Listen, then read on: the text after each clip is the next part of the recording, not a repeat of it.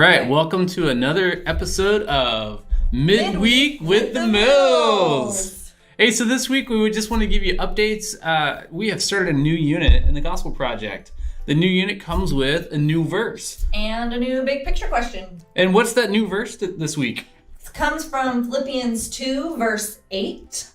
Will you join me with the actions? Oh, absolutely. Absolutely. All right, so he humbled himself by becoming obedient to the point of death on a cross. All right, good job. From Philippians 2:8. So the kids up in the kids church, we'll sing a song that goes along with that, and those are the actions that come in the song. So I just think they're fun. We even talked about how being humbled, like putting yourself lower than others, and allowing others to get to have priority. And so anyways, it was just kind of a fun little discussion in the midst of humbled himself. So we could talk about that a little bit. And we talked in Sunday school class, because the story was about Jesus riding in on a donkey. We talked about how the people were treating him like a king, and how he had to humble himself.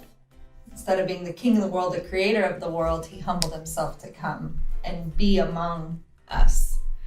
We talked about that. Yeah. With preschoolers. Which is a great thing to do. Yeah. So if they're coming back with stories, then now you know why. So the other thing that is happening is we have another big picture question. Yes. And so that new big picture question is, what did Jesus do to save us? And the answer is Jesus died on the cross and rose from the dead.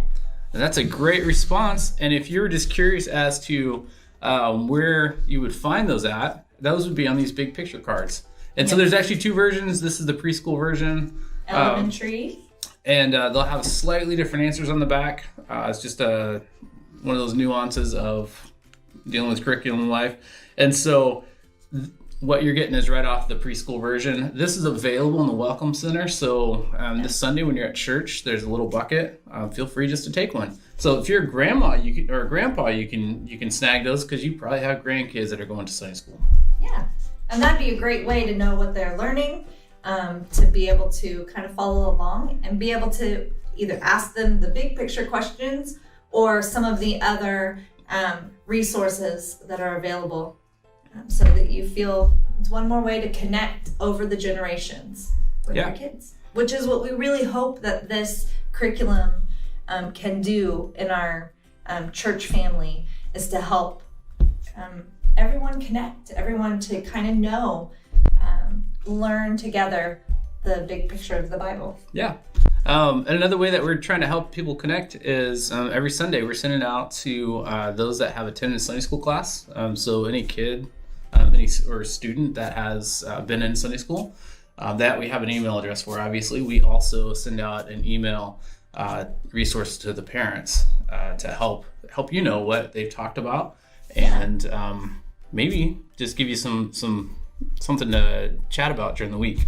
Yeah, and because I have students that are in youth and elementary and preschool, I receive 2 of those emails.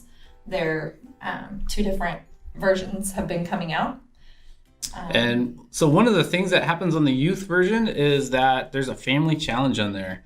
So this week's family challenge is to write down every reason that God is worthy of your family's praise.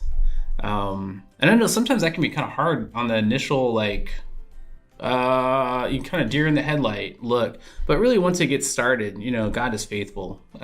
God keeps his promises. God has provided. You can just kind of start, when you start, it helps us to be thankful. And so this is just one of those points of connection that comes from those parent resources. So just encourage you to open those up. If you're not receiving those, drop your, or actually just shoot me an email, or you can even leave a message down below, and if I'll try to check those here in the next week and just get you added. But the best way is just to shoot me an email.